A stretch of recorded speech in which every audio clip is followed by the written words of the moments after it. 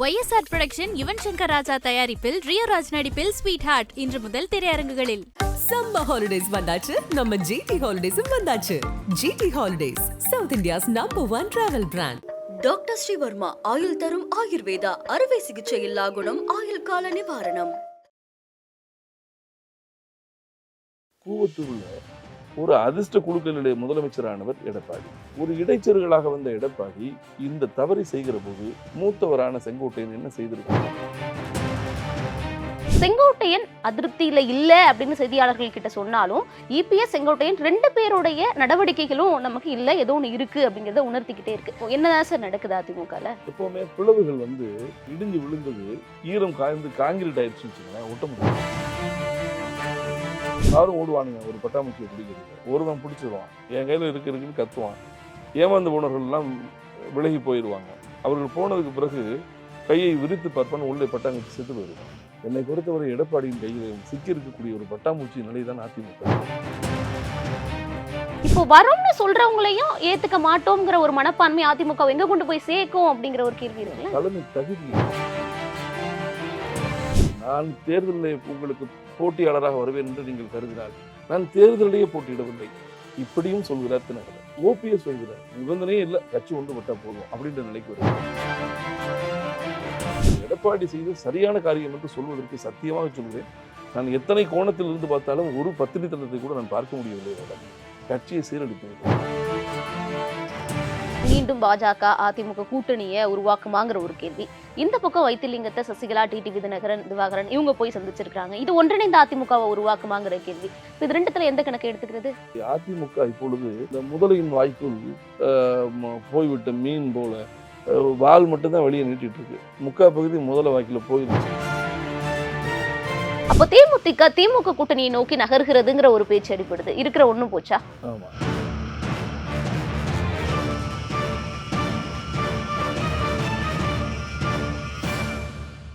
வணக்கம். இன்று நம்முடன் இணைந்திருப்பவர் அதிமுகவின் அதிகாரப்பூர்வ நாளேடான நமது அம்மா நமது எம்ஜிஆரின் முன்னாள் ஆசிரியர் மருது அழகராஜ் அவர்கள். சார்கிட்ட கேட்க நிறைய கேள்விகளும் சந்தேகங்களும் இருக்கு, பேசுவோம். வணக்கம். வணக்கம்.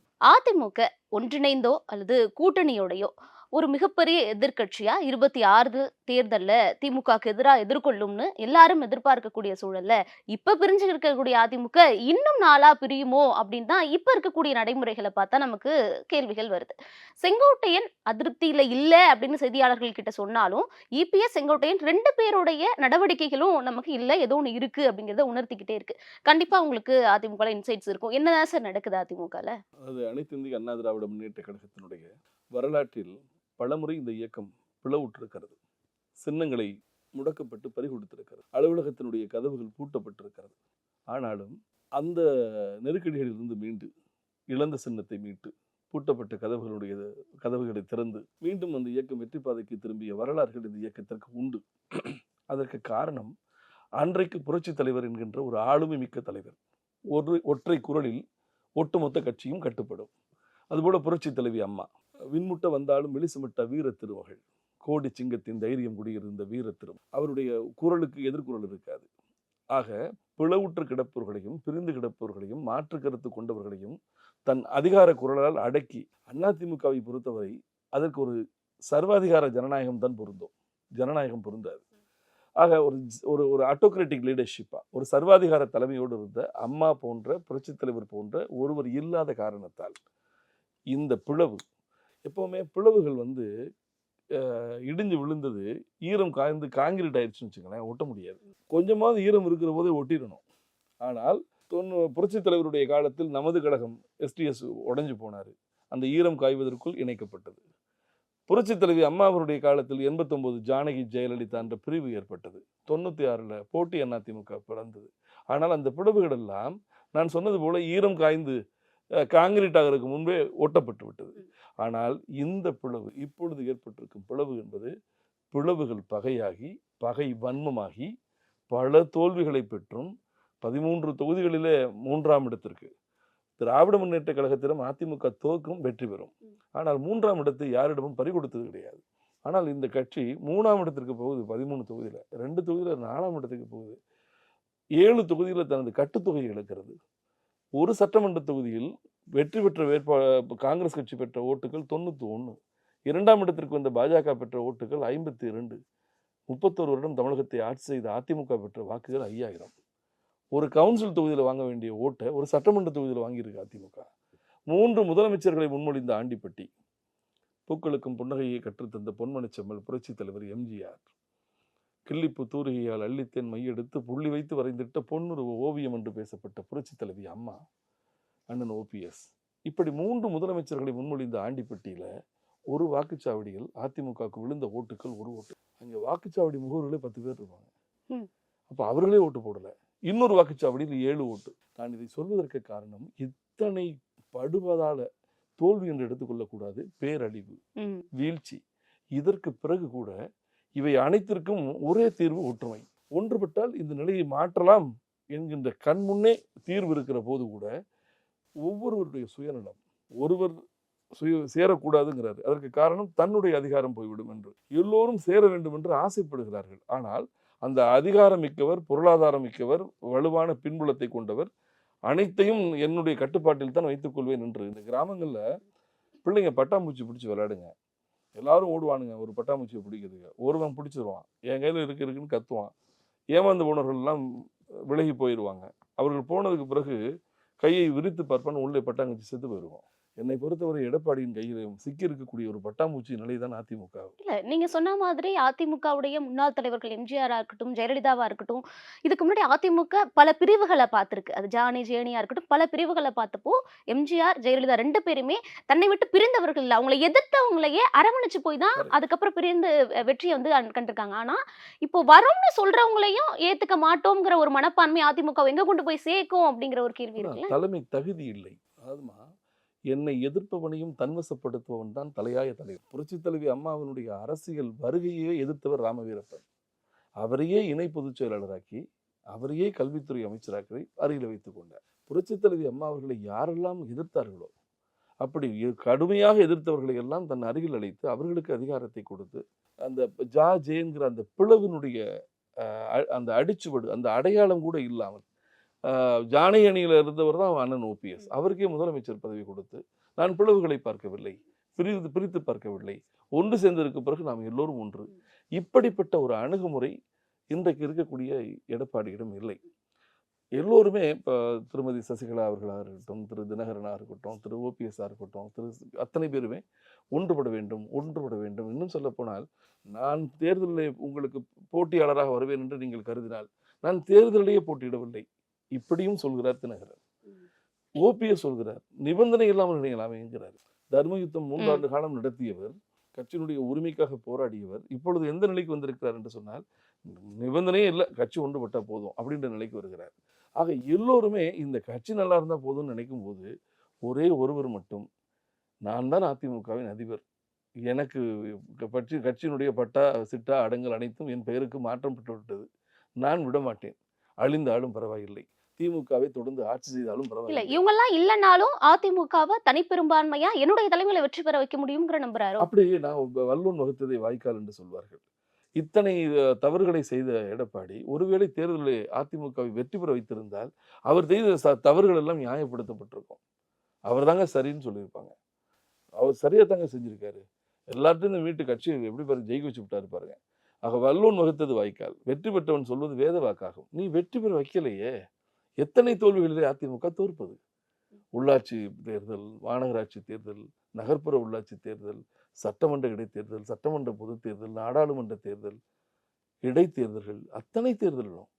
இங்கே ஈரோட்டில் போன தேர்தலுக்கு நான் சொல்றது, போன ஈரோடு கிழக்கு தேர்தலில் என்ன சொன்னார், 73 புரட்சி தலைவர் திண்டுக்கல்ல சாதனை புரிந்த மாதிரி நான் சாதனை புரிய போகிறேன், எல்லாரும் ஒதுக்கிங்க, சிம்பளம் மட்டும் என்கிட்ட கொடுங்க, நான் பார்த்துக்கிறேன்னாரு.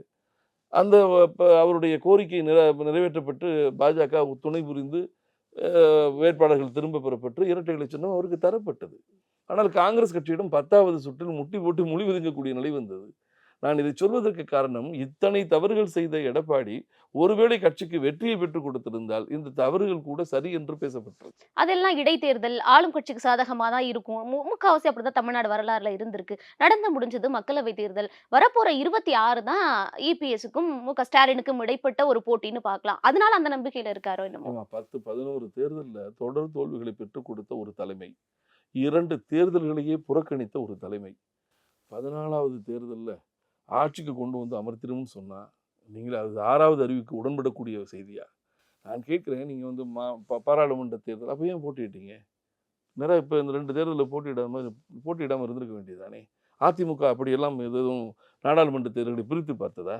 புரட்சித் தலைவி அம்மாவின் காலத்தில் 37 தொகுதிகளில் ஜெயிக்கலையா? நான் அதை சொல்வதற்கு காரணம், தேர்தல் என்பது முதல்ல போட்டியிட வேண்டும். வெற்றி பெற்றவனுக்கும் தோல்வியுற்றவனுக்கும் வரலாறு உண்டு, வேடிக்கை பார்த்தவனுக்கு கிடையாது. நீங்கள் நாட்டை 31 வருடம் ஆட்சி செய்த ஒரு கட்சி தேர்தலில் போட்டியிடாமல் ஒதுங்குவது சரியா? நீங்கள் போட்டியிடாமல் ஒதுங்கிவிட்டால் அந்த இடத்திற்கு இன்னொரு கட்சி வந்து விடும் அல்லவா? ஆக என்னை பொறுத்தவரை அனைத்து நிலைகளிலும் எடப்பாடி செய்த சரியான காரியம் என்று சொல்வதற்கு சத்தியமாக சொல்கிறேன். நான் எத்தனை கோணத்தில் இருந்து பார்த்தாலும் ஒரு பத்தினித்தனத்தை கூட நான் பார்க்க முடியவில்லை. அவரிடம் கட்சியை சீரழித்து விட்டார், நாசப்படுத்தி இருக்கிறார்.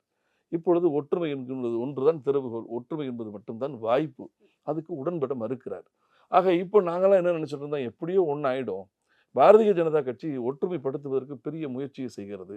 என்னை பொறுத்தவரை உடைத்தவர்களும் அவர்கள் தான், இப்பொழுது ஒட்ட வைப்பதும் முயற்சிப்பதும் அவர்கள் தான். ஆனால் ஒட்ட வைக்க முயற்சிக்கிற போது இன்னொரு பிளவு உருவாகிறது.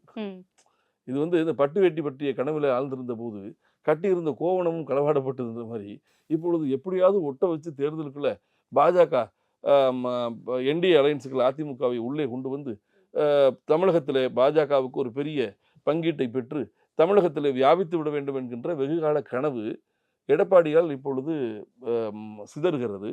இன்னும் சொல்லப்போனால் செங்கோட்டையின் வாயிலாக இன்னொரு அணியாக பிரிவதற்கும் வாய்ப்பு இருப்பதாக நான் கருதுகிறேன். என்ன அதிருப்தி செங்கோட்டையனுக்கு? ஆனா செய்தியாளர்கள் கேட்டா இல்லங்கிறாரு. ஏதாவது கேட்டாலும் மழுப்பலான பதில்களும், கோயிலுக்கு வந்துருங்கப்பா, விட்டுருங்கப்பா அப்படிங்கிற மாதிரியே இருக்கு.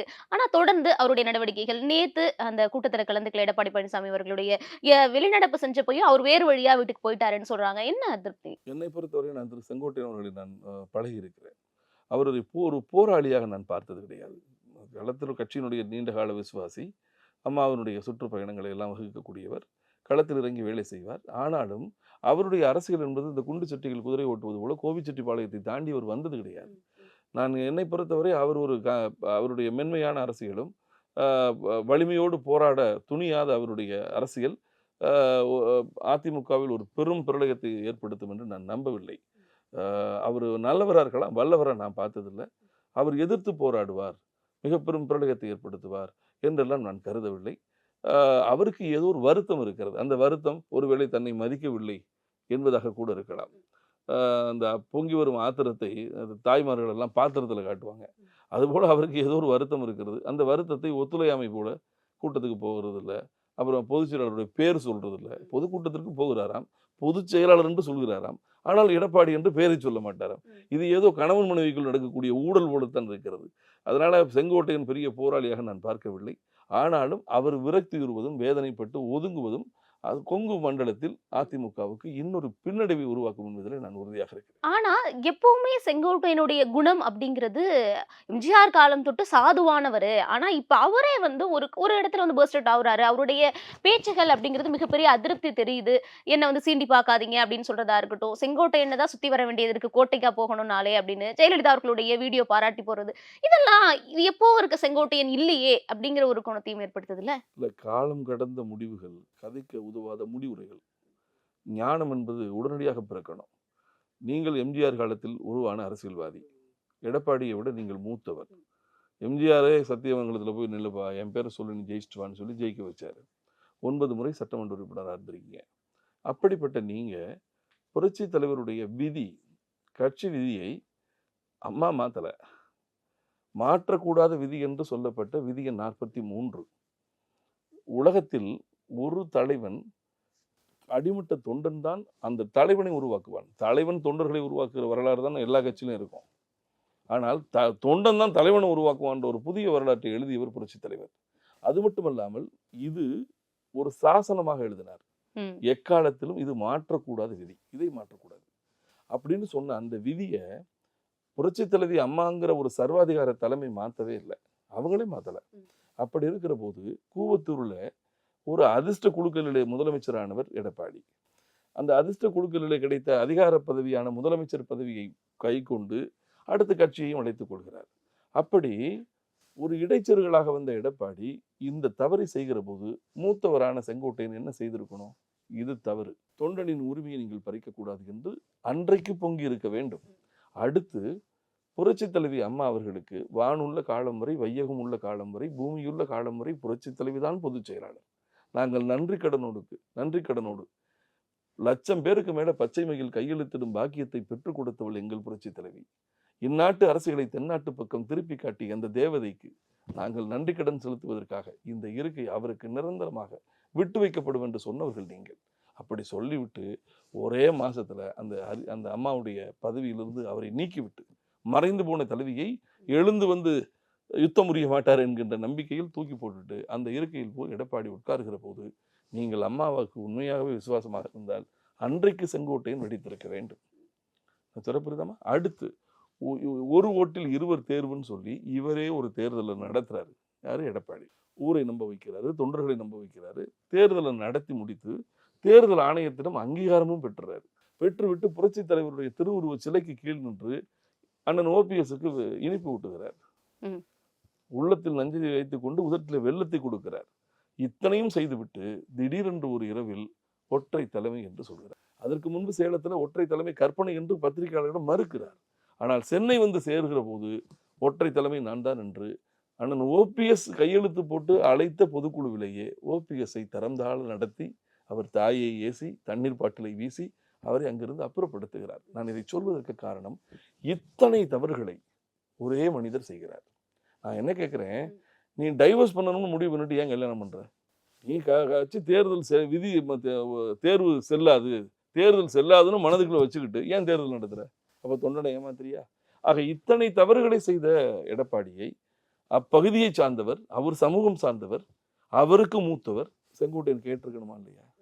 இன்றைக்கு என்னுடைய படத்தை சின்னமா போட்டாங்க, அம்மா படத்தை சின்னமா போட்டாங்க, எம்ஜிஆர் படத்தை சின்னமா போட்டாங்க, எனக்கிட்ட கேட்காம 2 பேருக்கு பதவி போட்டுட்டாங்க. இவையெல்லாம் யூகங்களில் வரக்கூடிய செய்தி. அவர் மனம் திறந்து என்னன்னு பேசவே மாட்டார். நான் கேட்கிறேன், ஒரு தலைவன் உனக்கு கோபம் இருக்கிறது என்று சொன்னால் ஒன்று பொது வெளியில் பேசு, இல்லை எடப்பாடியிடம் போய் பேசு. ரெண்டுமே இல்லாமல் யூகத்திற்கு வழிவிட்டு விட்டு இந்த வீட்டுல பொம்பளைங்க முனைச்சுக்கிட்டே திடுறா அப்படின்னு சொல்லுவாங்க. என்னன்னு தெரியல, யார்கிட்டையும் பேச மாட்டேங்குது, ஒரு மாதிரியா முனைச்சுக்கிட்டே தெரியுதுன்னு ஊர்ல ஒரு சொலவடை உண்டு. அதுபோல செங்கோட்டையன் ஏதோ ஒரு கோபத்துல முறைத்து கொண்டே திரிகிறார். இது ஆனாலும் அவர் ஒரு பெரிய பிரளயத்தை பிளவி உருவாக்குவார் என்று நான் நம்புவேன். எஸ்பி வேலுமணி அவர்கள் அமித்ஷாவை சந்திச்சிருந்தாரு கோவையில சிவராத்திரி. இப்போ இங்க நடந்தக்கூடிய அந்த பேச்சுங்கிறது மீண்டும் பாஜக அதிமுக கூட்டணியை உருவாக்குமாங்கிற ஒரு கேள்வி. இந்த பக்கம் வைத்திலிங்கத்தை சசிகலா, டிடிவி தினகரன் இவங்க போய் சந்திச்சிருக்காங்க. இது ஒன்றிணைந்த அதிமுகவை உருவாக்குமாங்கிற கேள்வி. ஏன்னா செய்தியாளர்கள் சந்திப்புல 2 பேருமே 26ல ஒன்றிணைந்த அதிமுக, அம்மாவின் அனைத்து தொண்டர்களும் ஒரே அணியில் திரள்வார்கள்னு சொல்லியிருக்கிறாங்க. இது 2த்துல எந்த கணக்கு எடுத்துக்கிறது? இல்லை, இந்த வார்த்தைகளில் இருக்கக்கூடிய அந்த விஷயங்கள்ல எனக்கு நம்பிக்கை கிடையாது. இவையெல்லாம் ஒன்றாக போகிறது என்று நான் நம்பவில்லை. ஒன்று ஆனாலும் இவர்கள் எல்லாம் ஒற்றுமையோடு இருப்பார்களா என்பதில் எனக்கு நம்பிக்கை இல்லை. காரணம், அம்மா இருக்கிற போதே ஒவ்வொரு மாவட்ட செயலாளரும் தனக்கு மந்திரிக்கு போட்டியாக வந்து விடுவார் என்று சக வேட்பாளர்களை தோற்கடித்த வரலாறுகள் உண்டு. புதுக்கோட்டை விஜயபாஸ்கர், அப்ப செந்தில் பாலாஜி, KP முனுசாமி, திரு நத்தம் விஸ்வநாதன், இவர்கள் எல்லாம் அம்மா கூப்பிட்டு மிக கடுமையாக கண்டித்தார். நான் போட்ட வேட்பாளர்களே நீங்கள் தோக்கடிச்சிருக்கீங்க அப்படிலாம் சொல்லி. நான் ஏன் அதை சொல்கிறேன்னா, அம்மாவின் ஆளுகைக்குள் இருந்த கட்சி அப்போவே சக வேட்பாளர்களை தோக்கடிக்கிற அளவுக்கு இருந்தாங்கன்னு சொன்னால் இன்றைக்கு எடப்பாடிக்கு யார் கட்டுப்படுவார்கள்? ஆக என்னை பொறுத்தவரை ஒற்றுமை என்பது நடப்பதற்கு சாத்தியம் குறைவு. ஒற்றுமை நடந்தாலும் அது ஒற்றுமையாக இருக்காது. ஒற்றுமை போன்ற ஒரு மாய தோற்றம் தான் இருக்கும். தேர்தலில் ஒருவர் கால்வார்கள், ஒருவரை தோக்கடிப்பார்கள். உட்கட்சி ஜனநாயகத்தை நாசப்படுத்தி ஒருவருக்கொருவர் கட்டுப்படாத நிலை வரும். ஆனால் பாஜக பெருமுயற்சி எடுக்கிறது. என்னை பொறுத்தவரை அதிமுக இப்பொழுது அந்த முதலையின் வாய்க்குள் போய்விட்ட மீன் போல வால் மட்டும்தான் வெளியே நீட்டிட்டு இருக்கு. முக்கால் பகுதி முதல வாய்க்குள்ள போயிருச்சு. பாஜகவின் பிடியில் பிட்டா அதிமுக போயிருச்சு. அண்ணன் ஓபிஎஸ் பாஜகவினுடைய ஆதரவாளராகத்தான் இருக்கிறார். மோடியின் நான் பக்தர் என்று சொல்லிவிட்டார். அதுபோல திரு டிடிவி டிடிவி. அவர்கள் பாரதிய ஜனதா கட்சிக்கு ஒரு பிரச்சாரகர் போல மாறிவிட்டார். திருமதி சசிகலாவும் அந்த நிலைப்பாடு எடுத்திருப்பதாக தான் நான் அறிகிறேன். ம். அதுபோக தங்கமணி, வேலுமணி, செங்கோட்டையன், அது மாதிரி நீங்க டீப் வெஸ்ட், சாரி தென்மேற்கு மாவட்டங்கள், திரு தளவாய் சுந்தரம், திருநெல்வேலி மாவட்டத்தில் இருக்கக்கூடிய அதிமுக, இந்த பகுதியில் பார்த்தீங்கன்னா நாமக்கல், சேலம், இந்த பகுதியில் உள்ளவங்க, ராமநாதபுரம், சிவகங்கை, இந்த பகுதியில் இருக்கக்கூடிய அதிமுகவினர் கூட நிர்வாகிகளை நான் சொல்கிறேன். தொண்டர்களுடைய விருப்பம் வேறாக இருக்கலாம். ஆனால் நிர்வாகிகளை பொறுத்தவரை பாஜக தான் நமக்கு பாதுகாப்பு என்கிற அளவுக்கு அவர்கள் மனமாற்றம் அடைந்து விட்டார்கள். ஏறத்தாழ பாஜகவின் பிடியில் தான் அதிமுக இருக்கிறது. இந்த இது வீரபாண்டிய கட்டபொம்மன் படத்துல சிவாஜியை பார்த்து கேட்பான், கட்டபொம்மனை பார்த்து கேட்பான், ஏன்னா எல்லா பாளையக்காரர்களும் வரிசெலுத்தி எங்களிடம் கட்டுப்பட்டு விட்ட பிறகு கட்டபொம்மா உனக்கு மட்டும் என்ன திமிருன்னு கேட்பான். அது மாதிரி இப்போ என்னன்னா பாஜக என்ன நினைக்கிறது, எல்லோரும் வந்தாச்சு, ஓபிஎஸ் வந்தாச்சு, டிடிவி வந்தாச்சு, தங்கமணி வந்தாச்சு, வேலுமணி வந்தாச்சு, செங்கோட்டை வந்தாச்சு, சின்னம்மா வந்தாச்சு, மிஸ்டர் எடப்பாடி உனக்கு மட்டும் என்ன பிரச்சனை, உன்னையவே நாங்கள் தானே உருவாக்கணும், உன்னை தலைவனாக்கினது நாங்கள் தானே, ஒழுங்கா வந்து சேருன்ற அளவுல தான் இன்றைக்கு ஒரு அழுத்தம் அவருக்கு தரப்படுவதாகத்தான் நான் அறிகிறேன். அப்போ பாஜகவுடைய கட்டுப்பட்டு பாஜகவாய்க்குள்ள தான் முதலில் மாட்டின மீன் மாதிரி அதிமுக இருக்குங்கிறீங்க. அப்போ ஒன்றிணைந்த அதிமுகவை எல்லாரையும் சேர்த்து தேசிய ஜனநாயக கூட்டணியோட சேர்ந்து களம் காண போறாங்க 26ல. அது ஒன்றிணைந்த அதிமுக என்பது ஒரு கட்சியாக அமையுமா அல்லது அதிமுக குழுக்களின் கூட்டணியாக மாறுமா என்பதுதான் கேள்வி. நீங்க எல்லாரும் ஒன்னாய் வாங்கன்னு சொல்ற மாதிரி தெரியல. நீங்க எல்லோரும் ஒன்னாகிறீங்களோ இல்லையோ, ஆனால் நீங்கள் எல்லோரும் என்டிஏக்கு வந்து சேருங்க. ஒரே பஸ்ஸில் வந்தாலும் சரி, தனித்தனி பஸ்ஸில் வந்தாலும் சரி, ஆனால் என் இடத்துக்கு வந்துருங்க என்பதாகத்தான் பாஜகவினுடைய அரசியல் அழுத்தம் இருப்பதாக நான் அறிகிறேன். நேற்று வரை ஒட்டும் இல்லை, உறவும் இல்லை என்றெல்லாம் மிக கடுமையாக பாஜகவை விமர்சித்த ஜெயக்குமார் அமைதியாக இருக்கிறார். சி வி சண்முகம் அமைதியாக இருக்கிறார். கேபி முனுசாமி அமைதியாக இருக்கிறார். பாஜகவை மாபெரும் மதவாத கட்சி, ஊழல் கட்சி என்றெல்லாம் எடப்பாடியினுடைய கண்ணசிவிலே கடுமையான விமர்சனங்களை மேற்கொண்ட அண்ணன் பொன்னையன் அமைதியாக இருக்கிறார். எடப்பாடி என்ன சொல்றாருன்னா, எங்களுக்கு ஒரே எதிரி திமுக தான், டிசம்பருக்கு மேல பாத்துக்கலாம். அப்ப இது பாத்தீங்கன்னா பாஜக எதிர்ப்பிலிருந்து உடனே சரிந்தா கொஞ்சம் அசிங்கமா இருக்கும், நிறைய பேசிவிட்டோம், அதனால கொஞ்சம் கொஞ்சமா நிலைப்பாட்டை மாத்திக்கிறோம், சந்தர்ப்பம் கொடுங்க அப்படின்னு கேட்டதாகத்தான் தெரிகிறது. அவருமே பொது வெளியிலே சொல்றாரு 6 மாசம் ஆகட்டும். அவர் 6 மாசம் ஆகட்டும்ன்றத பத்திரிகையாளர்கிட்ட சொல்றாரா, பாஜக சொல்றாரான்னு தெரியல.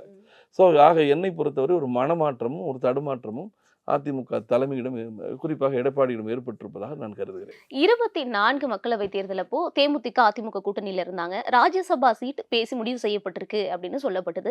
இப்போ செய்தியாளர்கள் சந்திப்புல அது உறுதிப்படுத்தப்பட்டதுன்னு பிரேமலதா சொல்றாங்க. மறுநாளே நாங்க அப்படி இது சொல்லலையேன்னு எடப்பாடி பழனிசாமி சொல்றாங்க. மறுநாள் இது குறித்து பிரேமலதா திரும்ப கேட்கிறப்போ அமைதியா போயிட்டாங்க. இந்த பிரச்சனைகள்லாம் வச்சு பாக்குறப்போ அவங்கள்ட்ட திரும்ப கூட்டணி சம்பந்தமான கேள்விக்கும் பாப்போம், டிசம்பருக்கு அப்புறம் பாத்துக்கலாம், 1 வருஷம் தேர்தலுக்கு இருக்குன்னு பிரேமலதா சொல்றாங்க. அப்போ திமுக கூட்டணியை நோக்கி நகர்கிறதுங்கிற ஒரு பேச்சு அடிப்படுது. இருக்கிற ஒண்ணும் போச்சா? ஆமா, அப்படித்தான் நான் தோணுது. என்னை பொறுத்தவரையும் மாநிலங்களவை உறுப்பினர் பதவி என்பது இப்பொழுது கூட்டணி வைப்பதற்காக கொடுக்கப்படுகிற போனஸ் போல, ஒரு லஞ்சம் போல மாறிவிட்டது.